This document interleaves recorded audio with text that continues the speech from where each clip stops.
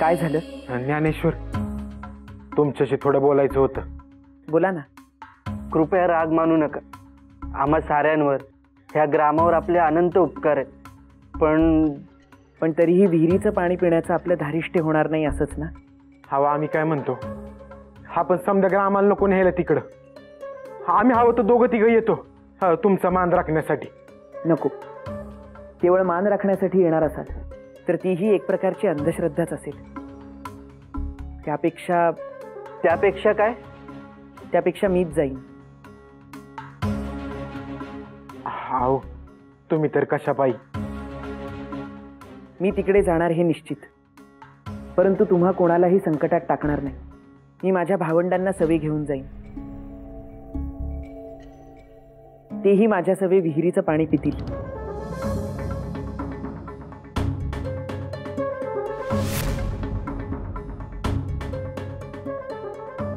आपण सारेजण या क्षणाचे साक्षीदार झाला असतात तर आनंद वाटला असता.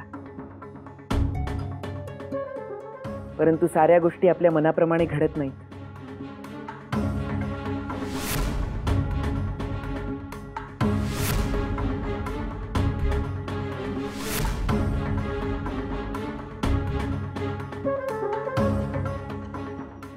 रामकृष्ण हरी.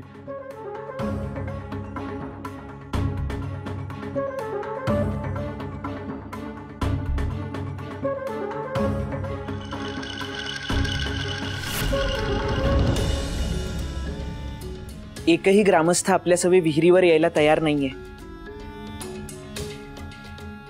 पाहिलंस दादा, तू ज्यांना प्रकाश दाखवतोयस त्यांनाच अंधकारात राहण्याची सवय झाली आहे.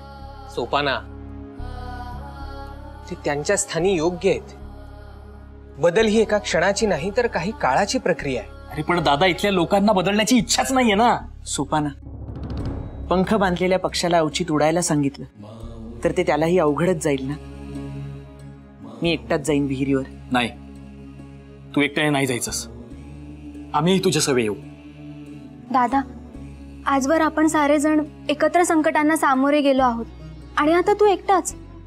मुक्ती एकीही विचारांची, भावनांची आणि मनाची असते.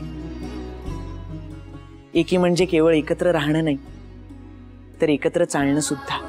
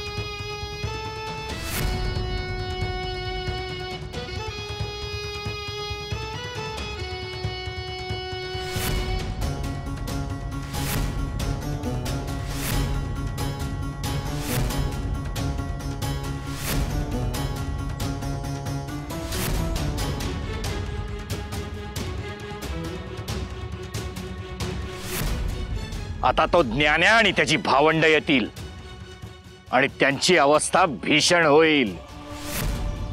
आम्ही साऱ्या गावाला ओरडून ओरडून सांगू की त्या विहिरीवरच्या भूतानीच ज्ञानाचा सूड घेतला.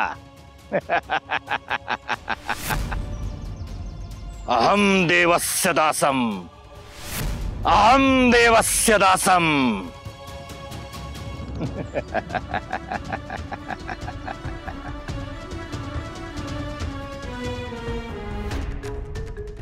अरे बाळा, अरे तू इथं काय करायलास? भूत भूत भूत भूत भूताची विहीर. बाबा भूत भूत. बाळा, अरे अशा अवस्थेत एकला फिरत जाऊ नकोस. जागरला चल, मी सोडतो तुला. नाही, मला घरी नाही जायचं. मला मला काहीतरी सांगायचंय. अरे आई बाबांना सांग जाऊन. चल. मला घरी नाही जायचं. तुम्ही जा, मी जाईन. होय ठीक आहे, नीट जा बर का.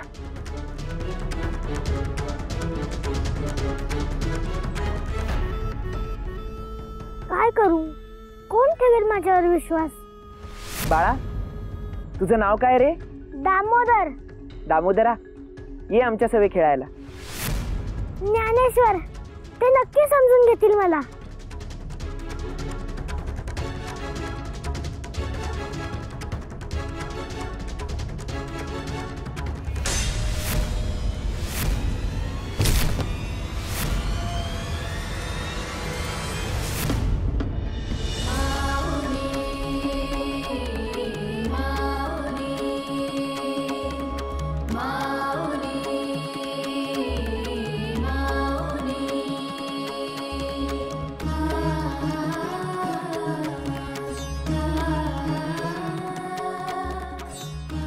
ज्ञानेश्वर, आम्ही पण येतोय तुमच्या संग. ज्ञानेश्वरा, भयापायी आम्ही तुम्हाला एकट्याला संकटात पडू देणार नाही.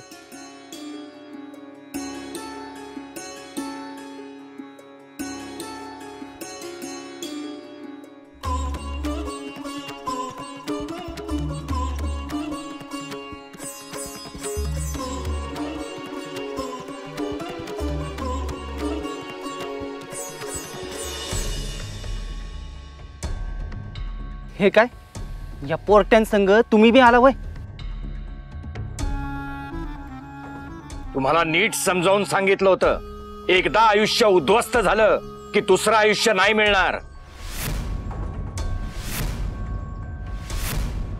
आयुष्यात ज्ञानेश्वरांना एकटं पाडलं आणि त्यांच्या महत्वाच्या वेळी त्यांची साथ सोडली. ह्या जाणीवेने जगण्यापेक्षा मरण आलेलं परवडलं, आम्हालाही आणि आमच्या मुला बाळांनाही. ठीक आहे, दशरथ भटांचा शब्द डावलून तुम्ही या पोरट्यांच्या मागं जाताय खरं, पण याचे परिणाम तुम्हाला भोगावे लागतील. ते विहिरीवरच्या भूताला तुम्ही हलक्यात घेतलंय खरं, पण आता मरणाला सिद्ध व्हा. विश्वनाथ दादा, अहो आपण तर एकदम दशरथ शास्त्रींचीच भाषा बोलू लागले.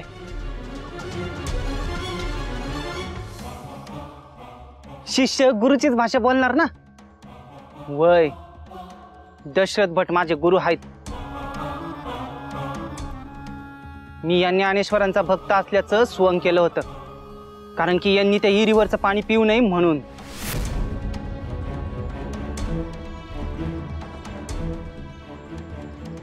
आम्ही तुमच्यावर विश्वास ठेवला होता आणि तुम्ही विश्वासघात केला. वय केला, पण त्यापेक्षा बी मोठा विश्वासघात ज्ञानेश्वर या ग्रामाचा करणार आहेत. आणि हाच भाबडा विश्वास अवघ्या ग्रामाला उत्पाताकडे घेऊन जाणार आहे.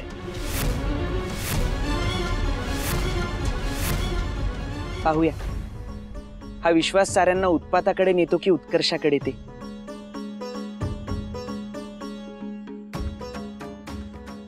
गुणीजन हो, आपण सारे आमच्या सवे आलात, अत्यानंद झाला. परंतु मी कोणाचाही जीव संकटात टाकणार नाही. आधी मी आणि माझी भावंड या विहिरीचं पाणी पितील.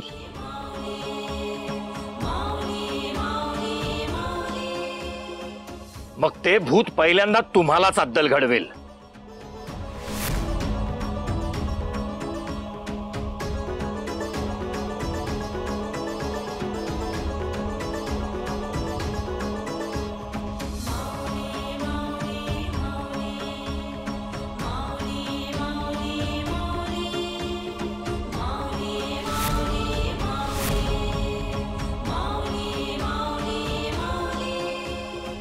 विश्वनाथा, याला कळलं की काय विहिरीत विष आहे म्हणून?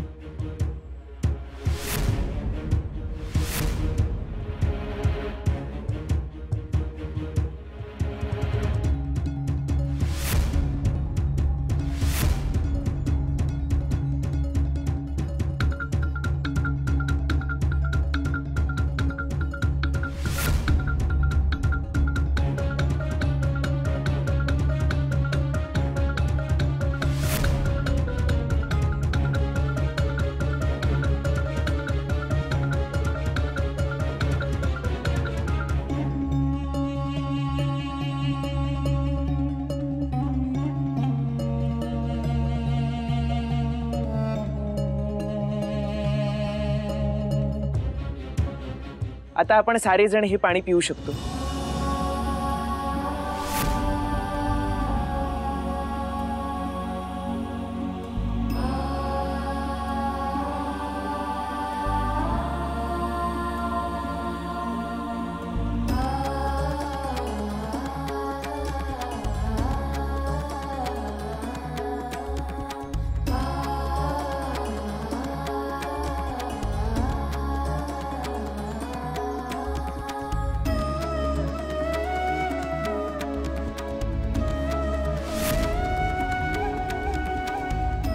पहा, आम्हाला कुणीही अडवलेलं नाही. मी दुसऱ्यांदा हे पाणी पिऊन देखील मला कोणतीही बाधा झालेली नाही. आपणा साऱ्यांचा विश्वास बसणार नाही हे मला मान्य आहे, परंतु आपण भूतांचा नाद ऐकून त्यावर विश्वास ठेवलाय. आता जे डोळ्यांनी पाहत आहात त्यावरही विश्वास ठेवा.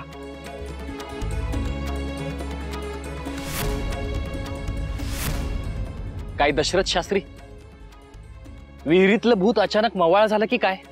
बस बस झालं. वर्षानुवर्ष मी आखून दिलेले नियम मोडून काढणारे तुम्ही कोण? आमच्या ग्रामातील व्यवस्था शांतता भंग करणारे तुम्ही कोण? जी व्यवस्था भय निर्माण करते आणि माणसांना त्यांच्या मूलभूत हक्कांपासून तोडते ती भंग करायलाच हवी.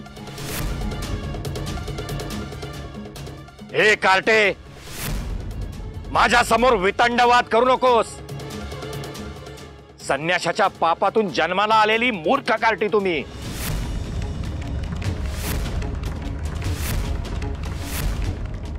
दशरथ भट, ज्ञानेश्वरांबद्दल एक अवाक्षरी काढलात तर त्याचे परिणाम फार वाईट होतील.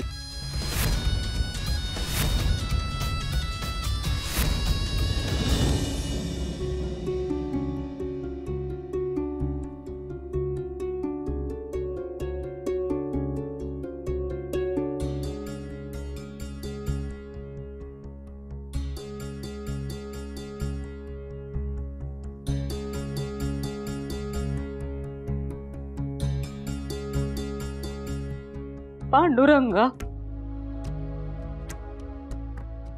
आजवर तुझ्याकडं काही मागितलं नाहीये बघ, पर आज ही आई तुझ्या मोर पदर पसरतीये. अरे पोटात अन्न नसलं तर या लेकराला काय पाजूर?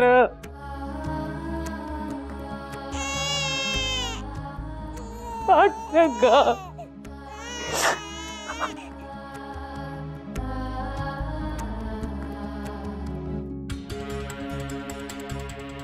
तुमचीच वाट पाहत होते.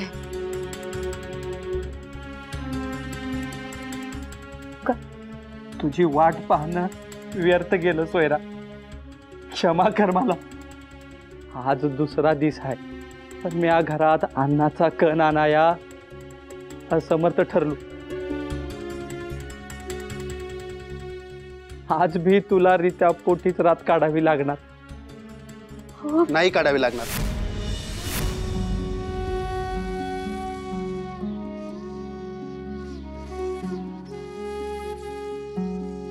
हे अन्न घ्या.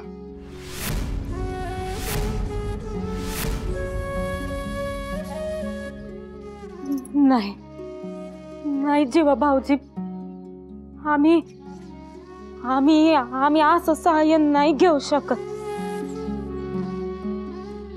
मालकांना कळलं तर? अहो नका चिंता करू, बाबांना काही कळणार नाही यातलं. घ्या तुम्ही ह्यांना.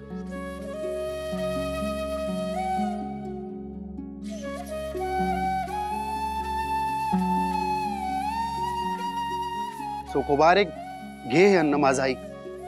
नग जीवा नग, मला म्या केलेल्या कष्टाचं मोल हवंय. हे नग मला नग.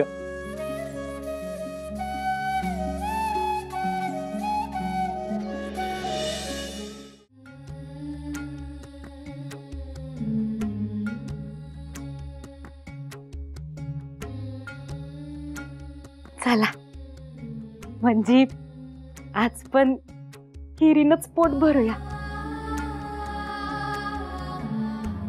सोयरे, अगं या जगात अशा लई गोष्टी आहेत ज्या दुःखही इसरायला होत्यात.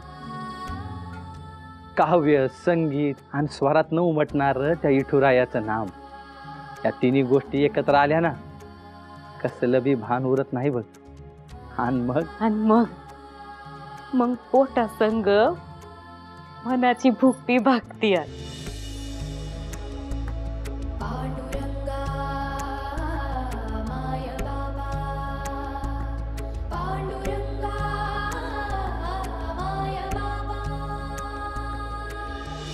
लेकरांवर एवढा आरोप करण्यापायीच सोपानाने दिलेल्या प्रश्नाचं उत्तर द्या. अवचित भूत इतकं मावळ कसं झालं? मुळात ते भूत नव्हतंच. इतके दिस ज्याचं भय दाखवत होता ते का दाखवत होता ते समजले आम्हासनी. आणि सोपानाच्या कीर्तनातून उत्तर मिळालेत आम्हाला. ही हिर माझी आहे. ही जर लोक आली तर माझ्यासारख्या हीन यातीच्या माणसाला उत्पन्न मिळेल, शेतीची भरभराट होईल आणि तुमच्यासारख्याकडे ऋण मागायची गरज लागणार नाही. आणि असं होऊ नये म्हणून तुम्ही सांगितलं की विहिरीवर भूत आहे. ह्या जातीपातीच्या हिशेबाई तुम्ही माझं उत्पन्न येठीच धरलं आणि ग्रामातल्या लोकांचा जीव पण वेठीस लावला. आम्हाला शाश्वती आहे की त्या रात्री ज्या अभद्र गोष्टी घडल्या त्या तुम्ही आणि तुमच्या माणसांनी घडवून आणल्या. तुमची विश्वासार्हता पुरती धुळीला मिळाली दशरथ भट. आता कोणी तुमच्या शब्दावर विश्वास ठेवणार नाही, कोणी तुम्हाला मान देणार नाही. आतापर्यंत तुम्ही जे काही पाप केलेत ना त्याचे परिणाम भोगायची वेळ आली आहे दशरथ भट. राख राख होईल तुमच्या आयुष्याची, भस्मसात होईल तुमचं जगणं, उद्ध्वस्त होईल तुमचं भविष्य. राजाराम, राजाराम काका शांत व्हा.